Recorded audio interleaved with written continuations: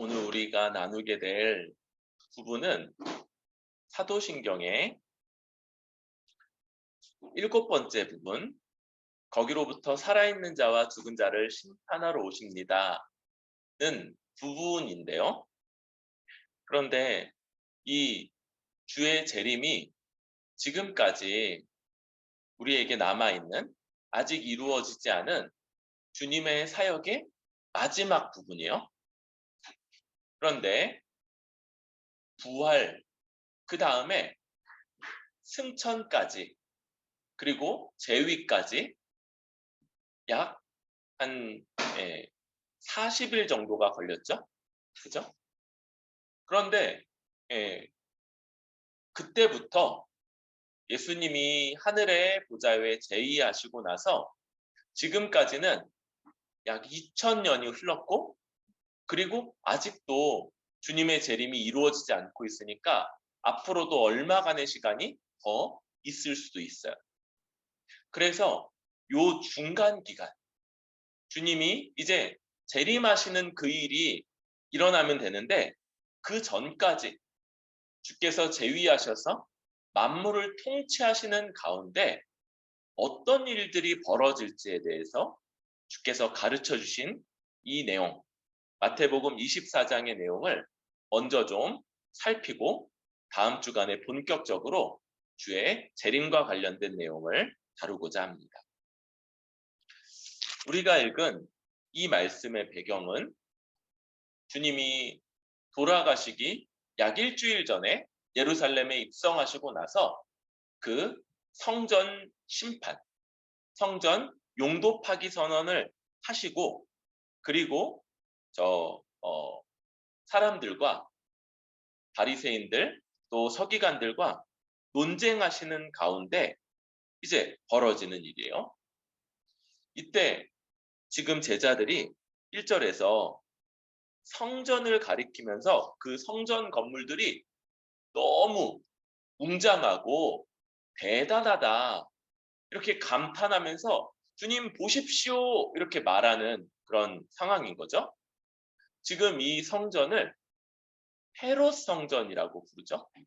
그래서 첫 번째 솔로몬이 지었던 성전, 솔로몬 성전. 그 다음에 이 성전이 바벨론 포로기 때 파괴되고, 그리고 나서 70년 후에 다시 돌아와서 지은 초라한 성전, 스룹바벨 성전. 요 스룹바벨 성전까지는 그래도 정통성이 있었다고 그랬죠. 그런데 이 스룹바벨 성전이 그 뒤에 여러 가지 전란을 겪으면서 많이 손상되고 파괴된 상태였어요. 그런데 로마가 이 지역을 이제 점령을 하고 다스리게 하면서 이쪽을 유대인이 아닌 헤롯 왕을 왕으로 세웠다고 그랬죠. 분봉왕. 그러면서 헤롯 왕이 유대인들의 반발을 무마하고자 아주 거대하게 증축한, 그래서 약 46년 동안 지어지고 있고 아직도 완결에 이르지 않은 그런 거대한 성전이 지금 눈앞에 펼쳐져 있었던. 그런데 예수님이 너희가 이 모든 것을 보지 못하느냐? 내가 진실로 너희에게 이르노니 돌 하나도 돌 위에 남지 않고 다 무너뜨려지리라. 주님이 약간 그 분위기 깨시는데 약간 전문가시죠? 대단하지 않습니까? 그런데 돌 위에 돌 하나 남지 않고 다 무너뜨려질 거다, 이렇게 그 자리에서 선언을 하시는 거. 그리고 이게 이 제자들에게 굉장히 충격적이었던 것 같아요. 그래서 3절에 감람산 위에 앉으셨을 때 제자들이 조용히 와서 물어보죠. 우리에게 이르소서, 어느 때에 이런 일이 있겠사오며 또 주의 임하심과 세상 끝에는 무슨 징조가 있사오리까? 이 질문을 곰곰이 살피면 이런 내용인 거예요. 주의 임하심, 주의 임하심. 그리고 세상 끝에 어떤 징조가 있겠습니까? 왜 이런 질문이 촉발이 된 거예요? 성전이 도리에 돌아나도 남지 않고 완전히 무너뜨려질 거다라는 이 엄청난 선언. 그런데 유대인들의 관점에서는 성전이 그렇게 무너뜨려지는 것, 그거 세상이 완전히 멸망하는 그 종말 때가 아니고서는 벌어지지 않을 거다라는 생각이 있었던 거예요. 그러니까 주의 임하심과 세상 끝날 성전이 무너뜨려진다고 하니까 그 일이 있게 될 그때가 언제입니까? 이렇게 물은 거죠. 그런데 먼저 이 주님은 요 주의 임하심과 세상 끝날이 저 유대인 제자들의 생각처럼 동일한 때가 아니고 둘이 다르다라는 것을 이제 구별해서 말씀해 주시는 거예요. 그래서 먼저 가르치시는 내용은 종말의 때, 종말이라는 것, 그래서 세상의 끝이라고 하는 이것을 먼저 가르치시고요. 그리고 나서 다음 주에 우리가 주의 임하심, 주의 재림 이야기를 이제 하게 되죠. 그런데 주님이 가장 먼저 말씀하시는 게 뭐냐면 너희가 사람의 미혹을 받지 않도록 주의하라.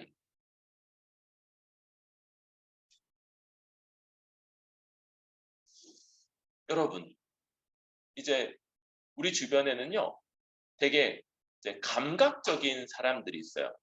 저는 약간 그런 면에서 조금 부족한 편인데 감각적으로 되게 뛰어나서 탁 보면 그게 탁 들어와가지고 뭔가 막 사고작용이 막 거의 이제 즉각적으로 벌어지는 이런 사람들이 있어요. 저희 집에도 그런 사람들이 좀 있는 것 같아요. 저는 이제 상대적으로 좀 둔한 편이고. 그런데 이제 그때 문제가 벌어질 수 있는 여지가 좀 있는데 뭐냐면 모든 정보들은요. 우리가 습득하는 모든 정보들은 우리 안에 어떻게 해서 받아들여지는 거냐면 해석 과정을 거쳐서 하고 있는 거예요. 해석 과정을 통해서 우리 안에 받아들여져서 그게 우리에게 어떤 생각, 어떤 욕망, 어떤 판단, 어떤 행동으로 연결되게끔 되는 거예요. 그런데 요 감각적인 분들은 요 해석 과정이 되게 빠른 거예요. 어떨 때는 자기가 해석하고 있다는 것조차도 잘 이해하지 못한 채 모든 외부적인 정보들은 우리 내면화될 때 전부 다 해석 과정을 거친다. 여러분 이걸 염두를 해야 되는 거예요. 근데 내가 해석하고 있는지조차도 모르면서 혹은 인지하지 못하면서 해석하게 될 때 어떤 일이 벌어지는 거예요? 일반적인 해석의 방식. 내가 그냥 늘상 봐왔던 혹은 여러 미디어들이 그렇다 하는 그런 방식의 해석을 그냥 답습하고 있을 가능성이 높은 거예요. 이 해석이 굉장히 빠른 것이 어떤 부분에서 장점으로 쓰일 수 있지만 다른 면에서는 이 해석이 점검되거나 조정되거나 또 가르침 받기가 더 어려운 면이 있을 수 있다. 여러분 제자들에게 지금 이런 일이 벌어지고 있었던 거예요. 눈앞에 거대한 성전, 하나님의 성전이라고 이름 붙여진 그 으리으리하고 화려한 건물들이 눈앞에 펼쳐지자 우와! 옆에 주님 놔두. 주님 이미 성전 용도 파기 선언도 하셨는데 주님 놓고 주님 저거 대단하지 않습니까? 너무 으리으리지 않습니까? 주님 지금 표정도 못 보고 주님이 지금 거기에 대해서 아주 충격요법으로 도리에 돌아나 남지 않고 다 무너지게 될 거다. 그러면서 너희 미혹받지 않도록 주의하라. 이렇게 말씀을 하시는 거예요. 여러분 우리는요, 눈에 보이는 것들, 눈에 뭐가 보여요? 잘 사는 사람들, 화려하고 좋은 것들, 비싼 것들, 그리고 또 뭐가 눈에 보이냐면 세상 사람들의 일반적인 삶의 법칙들. 그래서 뭐 30대 때는 30평대, 40대 때는 40평대, 50대 때는 50평대에 살아야 된다. 뭐 이런 거. 차가 뭐 몇 살 때는 뭐 몇 살, 40대 때는 어떤 급은 사야 되고 50대 때가 되면 어느 정도는 타야지 성공한 인생이다. 또 자녀들을 어디다가 살면 어디를 보내고 어느 쪽에 살아야지 어느 데 보내야 유리하고 뭐 이런 것들이 우리에게 들려 있는. 그리고 이런 것들이 아무 교정 없이 아무런 조정 없이 그게 정말 참인지 거짓인지 중의적인 메시지를 보내고 있는 거예요. 하나, 어떤 물건이 비싼 것? 그거는 맞죠. 그런데 그 물건을 소유해야지 행복하다던가 혹은 그 물건을 소유해야지 나의 인생도 나의 삶도 그만큼 가치가 있다. 이건 거짓입니다. 여러분, 이 공간이 주는 편안함, 안락함 이런 것들이 있어요. 그런데 그런 것들을 갖추지 못한 인생은 실패한 인생이다. 혹은 덜 성공한 인생이다. 라는 건요. 그건 맞는 말이 아니에요. 우리 이 세상 속에서 이런 수많은 굉장히 많은 사람들이 거기에 빠지고 거기에 매이고 거기에 사로잡혀서 살게 되는 이 수많은 세상의 가르침들을 맞닥뜨리고 있는 우리에게 주님 미혹되지 말라. 거기에 미혹을 경계하신. 여러분, 이 세상에 우리 눈앞에 보이는 것들, 그게 존재하고 있다는 것과 그게 많은 사람들이 쫓고 있으며 또 그 다 거짓말은 우리가 분별을 하죠. 그런데 그 일부가 사실인 거예요. 그게 비싼 것도 맞고 그게 편리한 것도 맞고 그러면 뭔가가 좀 더 유리한 면이 있는 것도 틀린 게 아니에요. 그런데 그게 결정적인 그것이 우리의 삶을 본질적으로 높여주며 우리의 존재 가치가 높아진다는 그게 우리 후대의 평강을 보장한다는 말들 이건 거짓인 거예요. 요 참과 거짓을 합쳐서 교묘하게 우리를 유혹하고 결정적으로 뭐라고요? 대다수의 사람들이 그걸 믿고 쫓아간다는 것 그게 우리에게 큰 미혹의 여지로 남아있는 뭐 이런 거죠. 한 사람이 뛰기 시작해요. 또 사람이 뛰기 시작해요. 세 번째 사람이 뛰기 시작해요. 그러니까 우르르 모든 사람들이 다 뛰고 있는 다 뛰네? 왜 그러지? 왜 저렇게 뛰지? 그러면서 옆 사람한테 물어봐. 왜 뛰고 있어? 모르는데 저기 다 뛰잖아. 그 사람한테 물어봐. 왜 뛰고 있어? 아니 다 뛰고 있잖아. 말 시키지 마. 다 뛰어야 돼. 왜 뛰는지 또 그게 참인지 거짓인지 분명하게 드러나지 않은 채 고민해보지 않은 채 그저 그 비싸 보이는 것, 좋아 보이는 것, 편안해 보이는 것 그런데 그게 거짓과 연결돼 있음에도 그걸 그냥 받아들일 수 있는 것. 이걸 주님은 미혹을 경계하고 있는 거죠. 여러분, 우리 살아가는 세상이 언제나 우리에게 이런 미혹들이 우리 눈앞에 펼쳐져 있다는 그걸 염두하고 감각적으로 그걸 그대로라는 건 조정되지 않은, 말씀에 의해서 변화받지 않은 해석 과정을 그냥 답습하지 않고 그것들을 해석해내야만 하는 거죠. 언제나 우리는 해석하고 있는데 세상과 똑같은 방식으로, 세상 사람들이 다 그렇게 해석하는 방식으로 나도 그렇게 해석해서 나도 저걸 가져야 되고, 나도 저기 살아야 되고, 나도 저런 것들로 내 자녀들을 저렇게 키워내야 돼 라는 해석 방식은 미혹되는 거고요. 그 약속하는 바를 절대로 얻을 수 없습니다. 그러면 어떻게 이 조정된 혹은 교정된 말씀에 따라 변화된 새로운 방식의 해석 과정을 거쳐갈 수 있느냐? 바로 이제부터 이어지는 요 두 번째 부분, 5절부터 14절까지, 이때가 마지막 때다, 세상의 끝이다, 이것을 기억해야 돼요.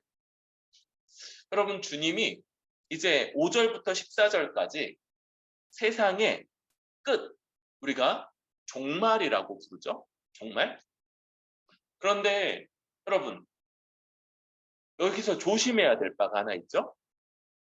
지금 주님이 세상의 끝에 있을 일들을 말씀해 주시는데, 그러면서 자꾸 뭐라고 그러시냐면 6절, 아직 끝은 아니니라.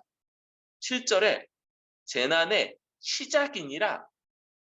그래서 세상의 끝이 마지막, 진짜 주님 오시기 직전 얘기가 아니고 일정 기간, 이미 우리가 알고 있죠? 최소한 2000년이 넘는 기간을 지금 얘기하고 계신다는,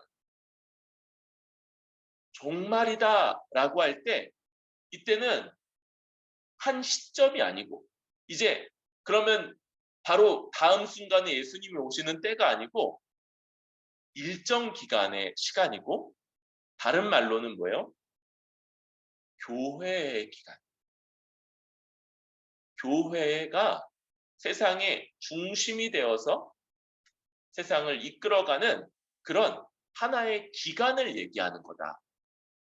그러니까 주님이 오시는 때가 아주 임박한 이 마지막 때, 종말의 끝 지점도 있겠지만, 그냥 종말이라고 할 때는 주님 재림하시고, 주님 승천하시고 재림하시기까지의 전기간이고, 이미 2000년이나 시간이 지났고 앞으로도 얼마간의 시간이 더 있을 거라. 그러니까 우리가 지금 겪고 있는 이런 모습들, 이렇게 세상 사람들이 어떤 것들을 굉장히 좋아하고, 어떤 것들을 추구하고, 어떤 것들을 소유하고자 하고, 그리고 자기의 자녀와 손주와 후대, 그래서 막 한 100대까지, 우리 100대까지 이렇게 편안하고 안락하게 잘 살려면 어떻게 해야 될까? 이런 것들을 고민하는 일들이 있을 거라.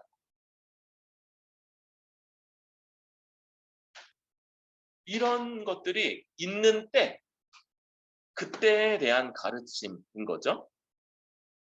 그럴 때, 이때는 주님이 말씀하시죠. 여러 가지 일들이 있는데 5절에 많은 사람이 내 이름으로 와서 이르되 나는 그리스도라 하여 많은 사람을 미혹하리. 그렇죠? 미혹. 나는 그리스도다. 이 적그리스도의 한 부류죠. 거짓 그리스도의 한 부류로서 이런 일들을 하는 사람들이 있고요.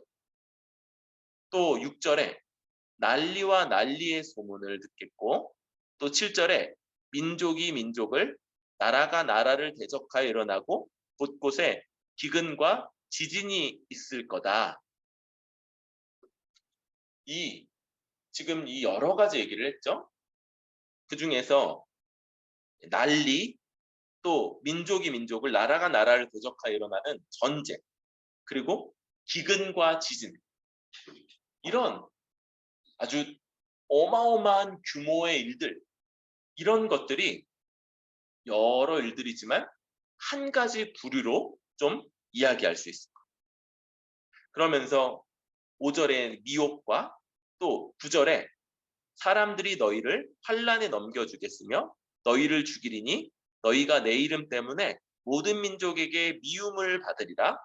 많은 사람이 실족하게 되어 서로 잡아주고 서로 미워하겠으며 거짓 선지자가 많이 일어나 사람들을 미혹하겠으며 불법이 성함으로 많은 사람의 사랑이 식어지는 이런 일들. 지금 어떤 일들이에요? 이것은 환난에 너희를 넘겨주고 또 너희를 죽이고 내 이름 때문에 미움을 받는 이런 일들.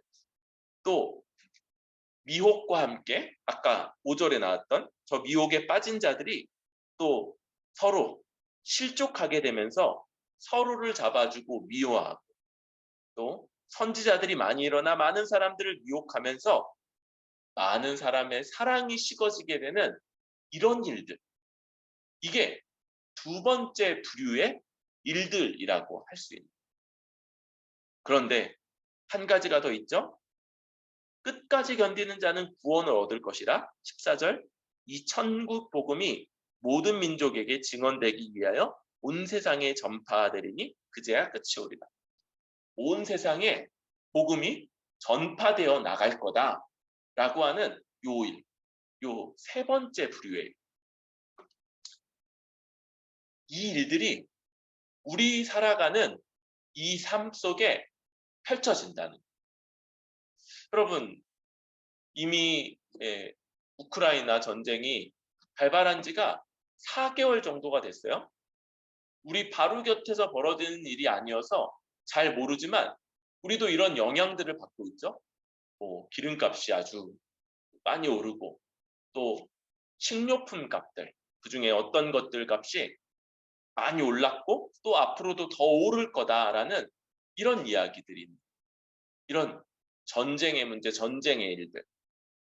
또 우리 지난 2년여, 거의 3년의 기간을 코로나 때문에 굉장히 어려운 시간을 겪었었죠. 이런 이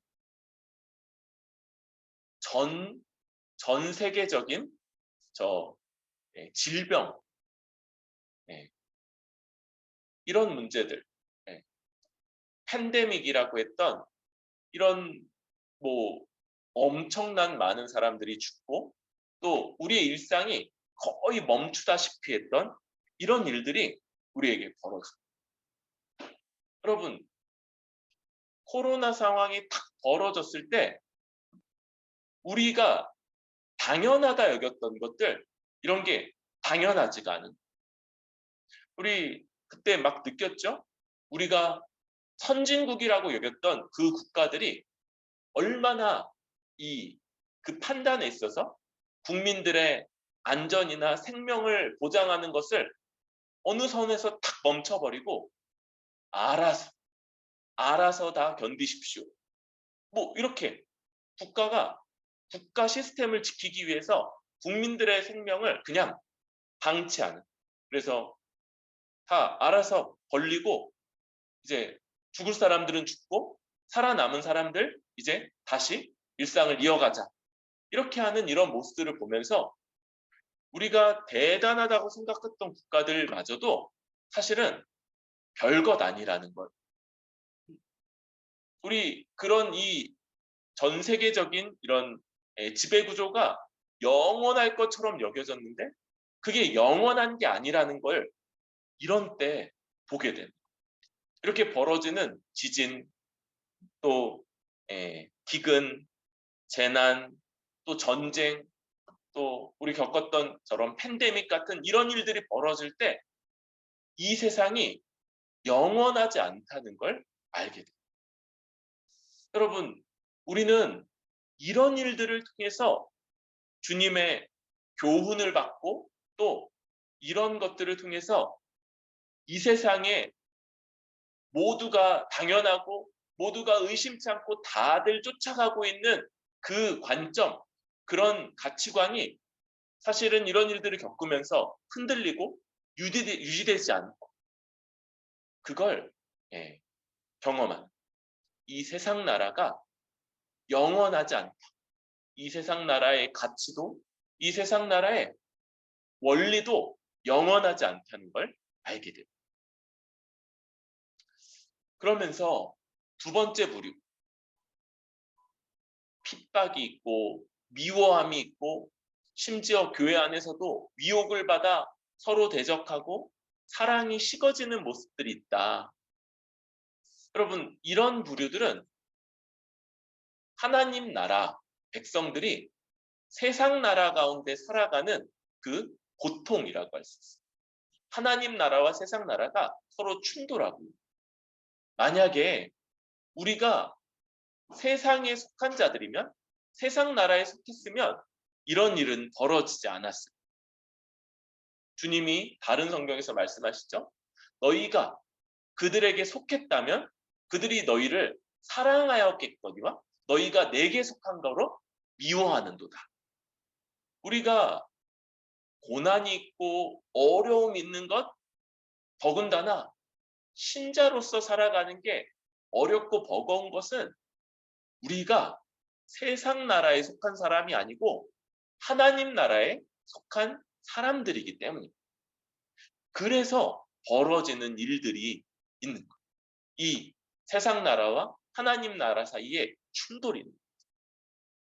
그리고 이 모든 일들 가운데서도 천국 복음이 점점 더 많은 사람들에게 알려져 가고 퍼져가는 이런 일들이 벌어지는 것, 이것이 이 시기, 이 종말이라고 하는 기간, 교회 시대에 벌어지는 일들인 거예요. 그래서 여러분, 먼저 우리는 지금 주님이 말씀하신 것처럼 끝이 아니다, 오히려 시작이다, 이렇게 말씀하시는 이 말씀으로 그냥 이런 내용이 주님 재림하시기 아주 가까울 때 한 번 들을 이야기가 아니라 우리가 늘 기억하고 우리 삶의 원리로, 우리 일상의 원리로 삼아야 되는 그런 내용이라는 걸 생각하게 됩니다.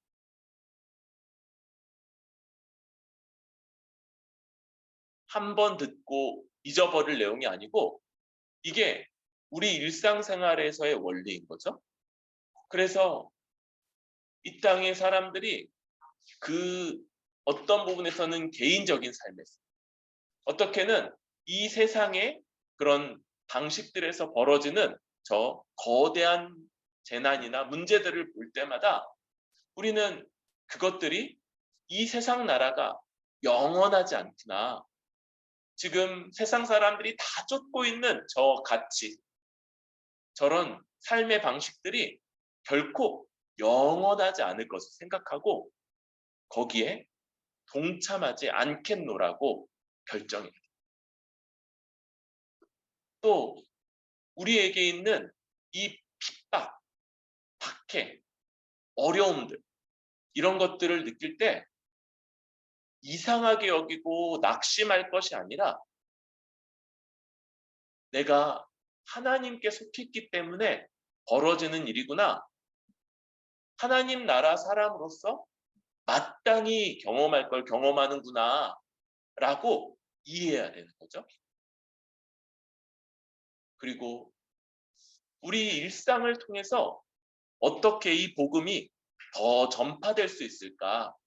어떻게 이 복음이 더 퍼져나갈 수 있을지를 생각하고 고민하고 또 그런 삶의 방식, 일상의 방식을 만들어가는 것, 이게 우리의 숙제라고 할 수 있는 거죠.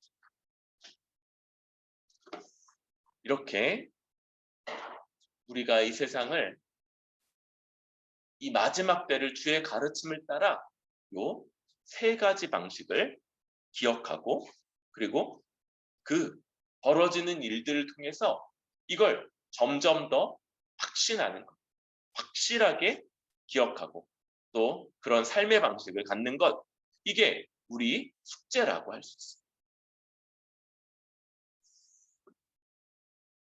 그런데 주님은 또 한 가지 아주 특별한 가르침 하나를 주세요.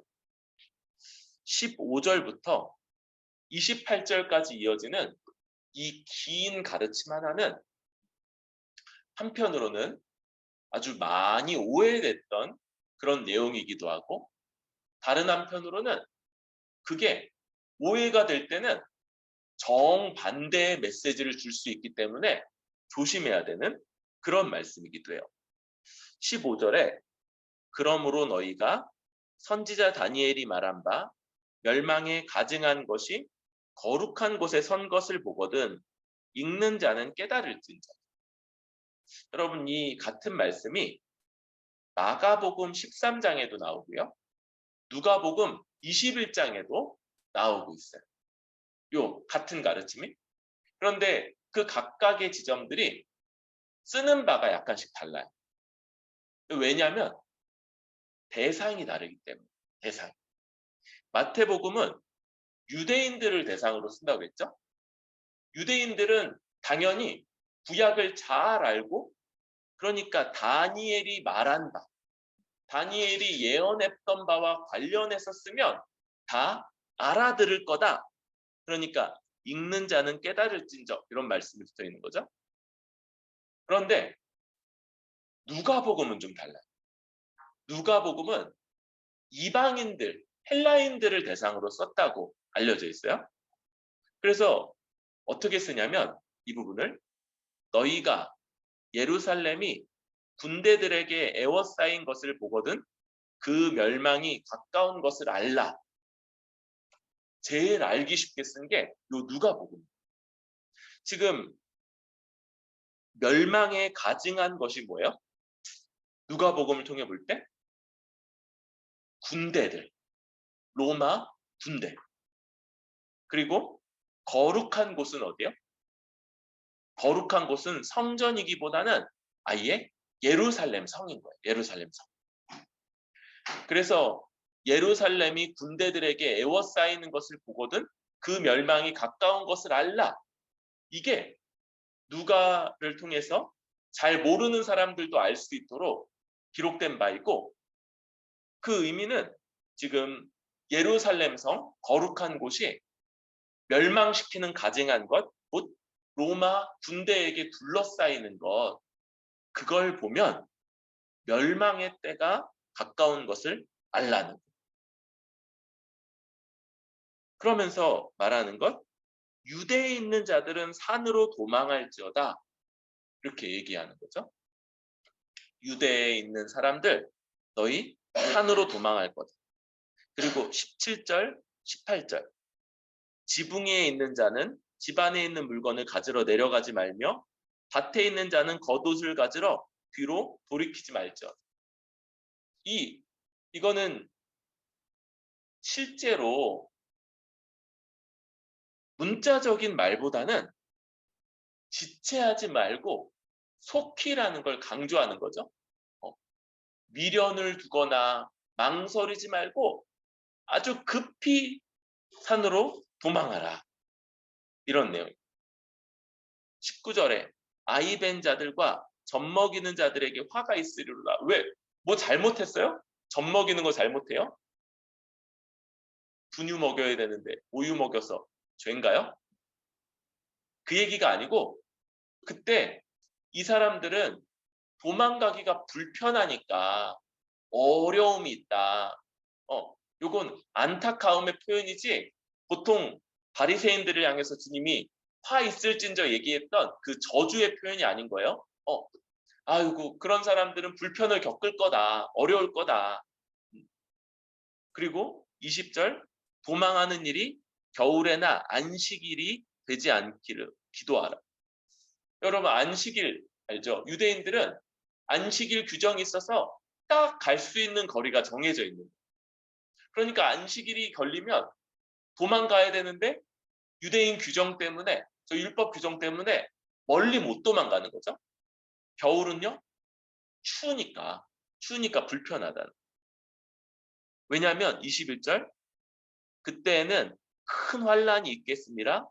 창세로부터 지금까지 이런 환란이 없었고 후회도 없으리라. 22절 그 날들을 감하지 아니하면 모든 육체가 구원을 얻지 못할 것이나 그러나 택하신 자들을 위하여 그 날들을 감하시리라. 이 전무후무한 큰 재앙, 이게 어떤 것이고 또 누구를 향하는 거냐, 여기에 대해서 여러 가지 이야기들이 있었던 거죠. 그럴 때 우리는 이미 이 내용들을 몇 가지를 통해서 공부를 했어요. 우리 최근에 DBS 교재도 이걸 이제 다루고 있죠.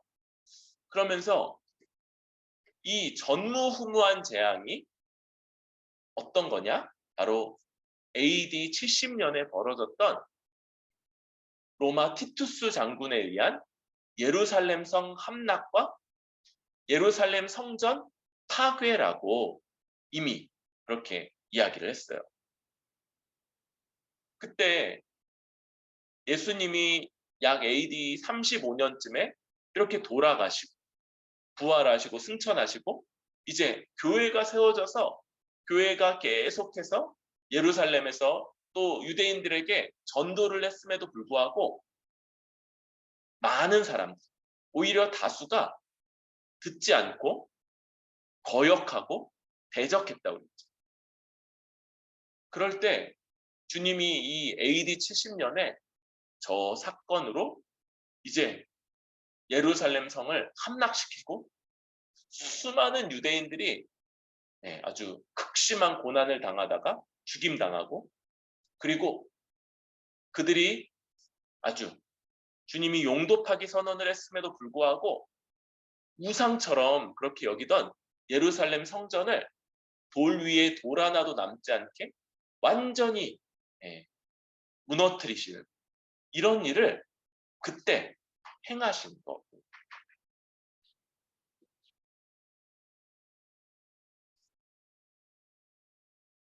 그래서 이 사건의 의미가 아주 중요하다고 말씀드렸는데요.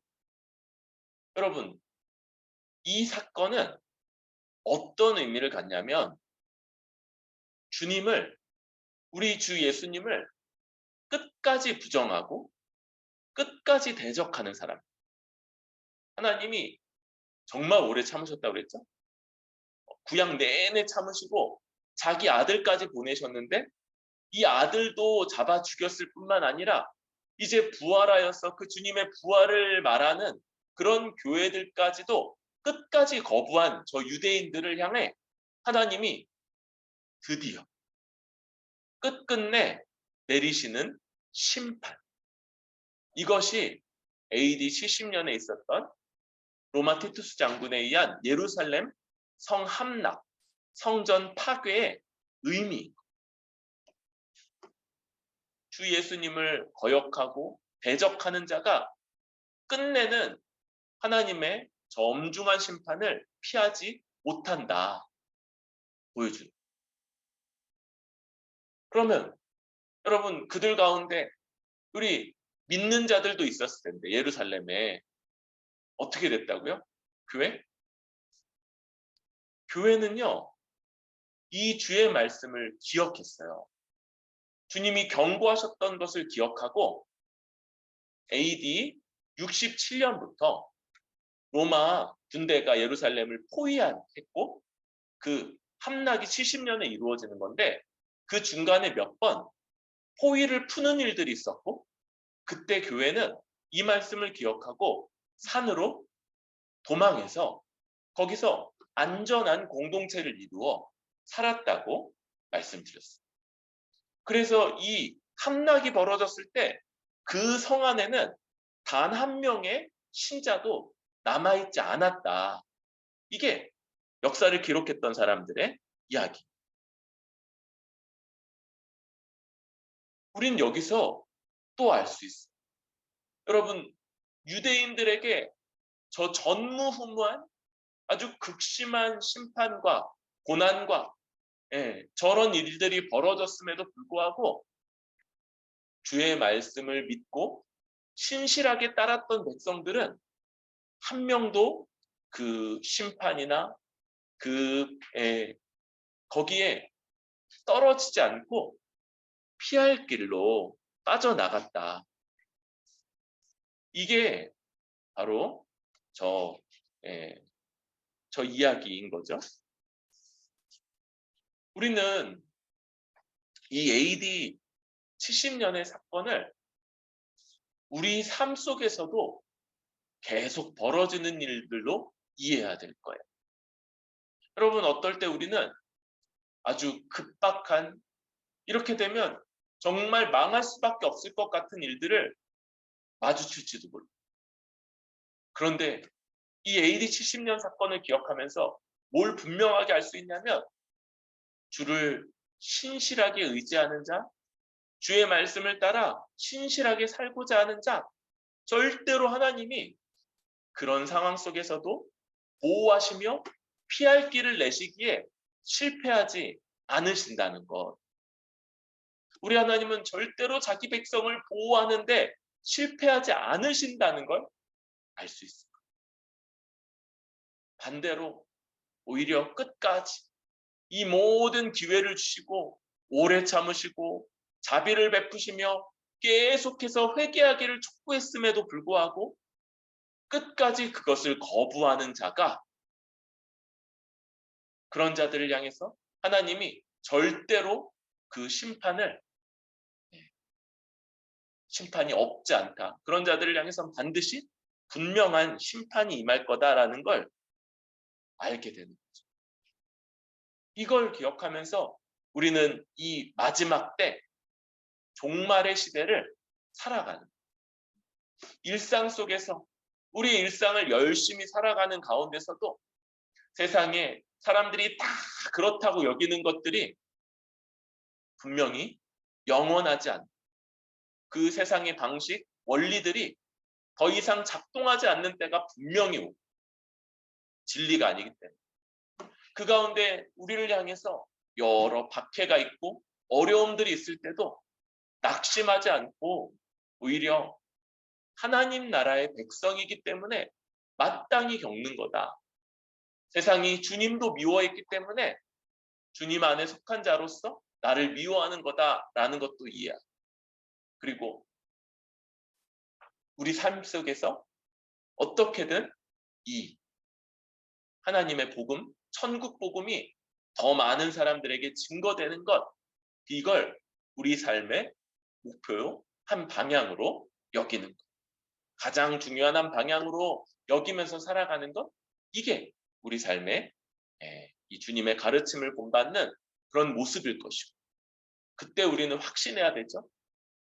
잘 되는 것처럼 보여도, 괜찮은 것처럼 보여도, 승승장구하는 것처럼 보여도 주의 말씀을 거역하고 대적하는 자들, 끝까지 회개하지 않는 자, 반드시 주님의 엄중한 심판을 받게 될 것임을 알고, 또 반대로 연약한 것 같고 무지한 것 같고 또 별것 아닌 것 같을지라도, 그러나 신실하게 주를 의지하며 주님 안에 거하고자 하는 자들, 주의 말씀으로 인해서 반드시 구원을 받고 그 임박한 어려움들도 주께서 피하게 하실 것을 우리 얼마든지 믿고 신뢰할 수 있습니다. 여러분, 이 마지막 때가 한 시점이 아니고 이렇게 긴 기간이고, 또 어쩌면 우리의 전생애가 될 수도 있다. 우리의 전생에는 시작점은 종말 안에 있고, 우리 죽기 전에 주님 오시는 일이 아니면, 우리 죽은 다음이라면 우리는 전생애를 이 종말 안에서 살게 될 거예요. 그러니까 이것을 그냥 마지막 때와만 관련된, 주님 재림과만 관련된 일로 여기는 것이 아니라 우리 일상을 살아가는 원리로서 이해하고 체득하고, 그리고 이렇게 주의 말씀을 따라 구성되어 있는 해석 과정을 통해서 우리에게 주어지는 모든 것들을 해석함으로써 미혹되지 않고, 오히려 그런 것들 속에서도 굳건하게 주의 백성다운 모습으로 살아내는 데 성공하는 저와 여러분들 되기를 바랍니다.